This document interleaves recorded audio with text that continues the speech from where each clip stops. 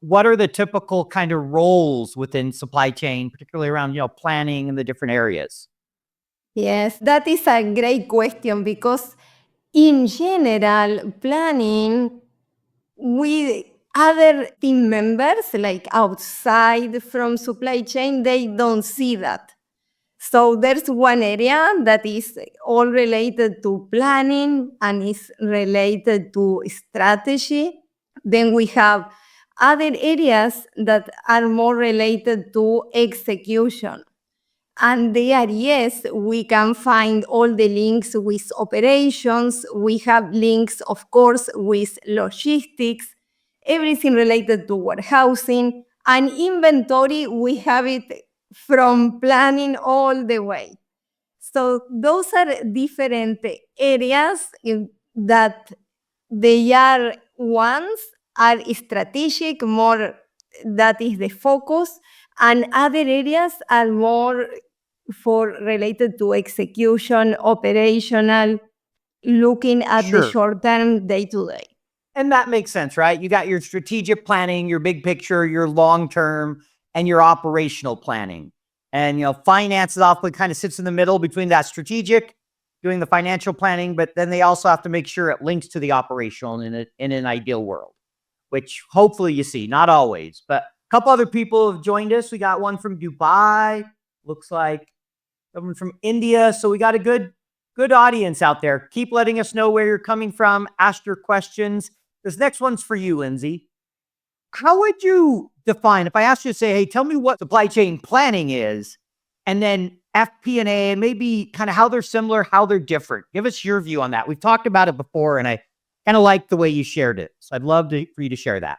Yeah, I think, one of the ways that I like to think about it, and to your point, we've talked about this before, is when we think about supply chain planning, when I think about supply chain planning, I think it is, in most cases, what people consider the physical component of the supply chain, right? So talking about the details from how we used to describe it at Exxon would be from your suppliers, or even your suppliers, right? All of the raw materials through to the finished product and how you get that to your end customer.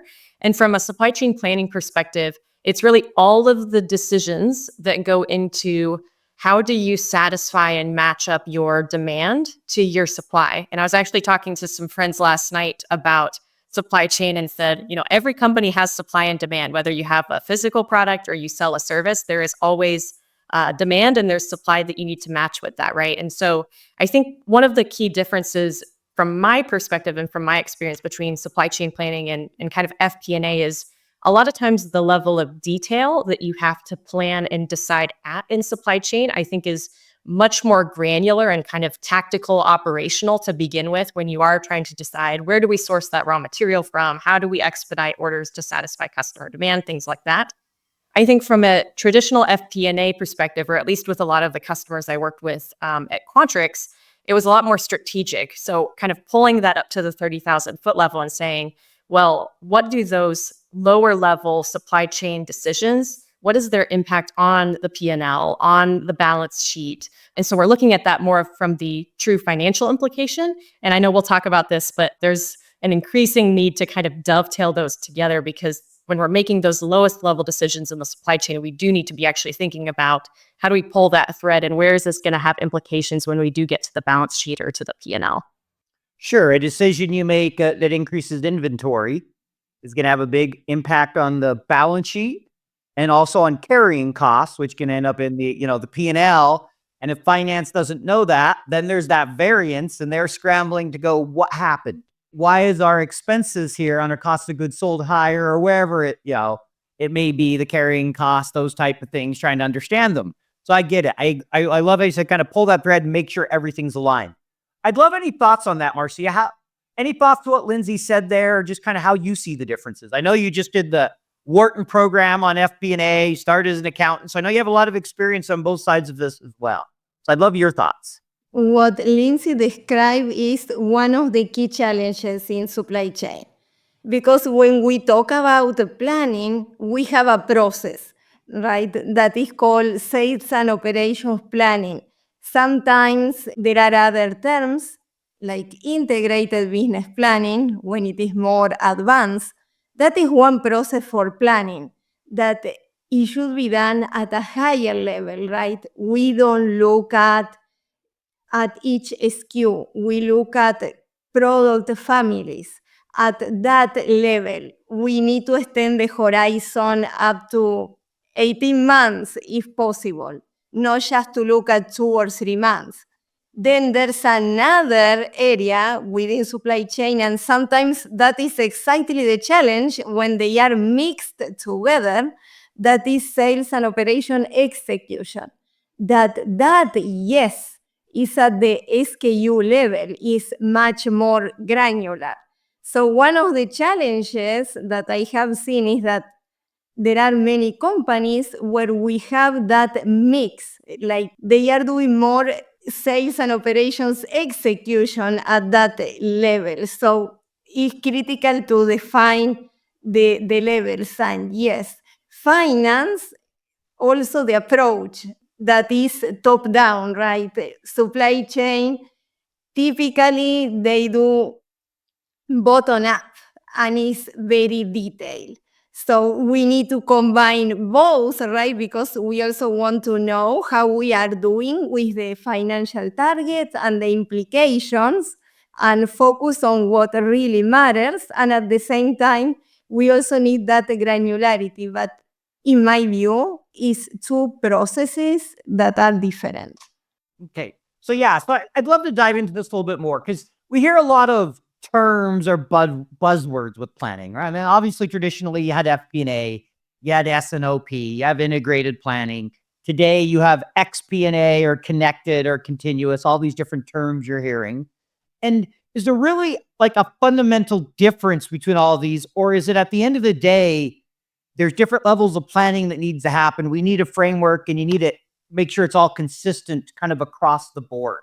And I'll get both your thoughts on this. So Lyndsey, I'll give you first take on that. Kind of how do you think of it when you hear these different terms when it comes to planning?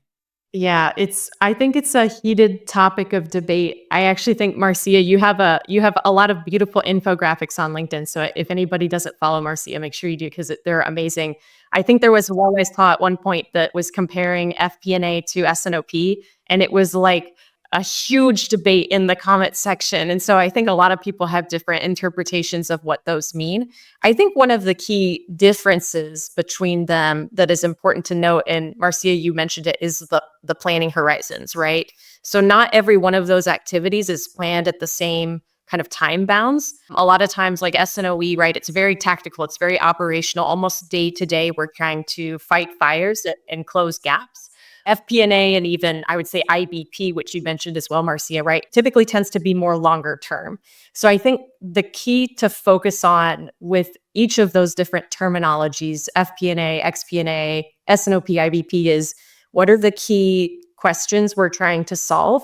And what is the time bounds of the criticality, right, of those answers that we need to be able to act upon and make sure that we're meeting whatever those goals are.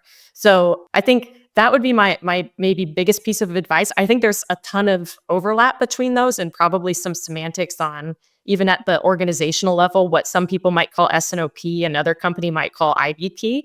So I think it depends a little bit on the maturity of the supply chain organization and the finance organization, but I think there's more in common than not, but you have to get the goals and the timing bounds, I think, right, to make sure that we're solving the right problems at the right time. I love the last part you said. At the end of the day, make sure you're solving the right problems at the right time. You have the right goals. Call it whatever you want to a certain degree, right? It's like the debate stepping away from supply chain. RevOps, does it sit in FP&A? Should it sit in the your go-to-market under your CRO? Should FP&A do sales commission? Should HR? At the end of the day, it doesn't matter to a certain extent. And what matters is you have the right culture, the right organization, everybody understands the frameworks and the tasks they have, and you're aligned. Which gets to this comment by Ezekiel. Then we'll come over to you for your thoughts on this, Marcia. Who can relate to this? IBP never matches with financial planning, at least that first version. I'd say S&OP and FP&A operational. Often it doesn't match. If you've worked in planning, I'm going to guess everybody here on this call could raise their hand that they've been in a meeting where I don't recognize that number. I didn't submit that number, right? Finance must have done that, or That was operational planning. They didn't align with us. And I see Marcia chuckling. I see the smile on Lyndsey's face, right? We can all relate to it. It's keeping everybody coordinated and aligned, whether it's supply chain, whatever type of planning, is tough. But I'd love your thoughts on the different terms, Marcia. Any thoughts there you'd like to add? Yes, the key, as we were talking, is that these processes need to help the business. So it's to make decisions, making the decision considering the business as a whole and not each individual function. That is the objective. And there are different terms, just more to highlight the maturity in the process. Initially, S&OP was all about balancing demand and supply. So it was within supply chain. And Yeah. we work with marketing and sales, but we didn't have finance too much involved in the process. So now there are new terms to make it like a cross-functional process. Yeah. And that's why we see IBP. But we need to be clear, like on the objective, what we are looking for with this, that is decision making. That is an alignment, right? As you mentioned, Paul and Lyndsey. Yeah, and we'll definitely get more into alignment here shortly, because that's where we end up with the I don't recognize that number that we all deal with. But I like that you said help make decisions. I love a CFO, the former CFO of Grammarly, Stu West. I did a webinar with him recently. I think it was last week. And he made a comment when I asked we asked about finance. He said the role of finance, he summed it up in 3 words. And I'd never heard it said this succinctly. And I think this applies a lot to planning, particularly. Helping, he said, better, faster decisions. That's what we help the business do. Make better, faster decisions. And I think planning, a lot of times, all of that is really to help the business make better, faster decisions. And I thought that was just a brilliant way to sum it up, where I'm like, okay, hard to argue with that.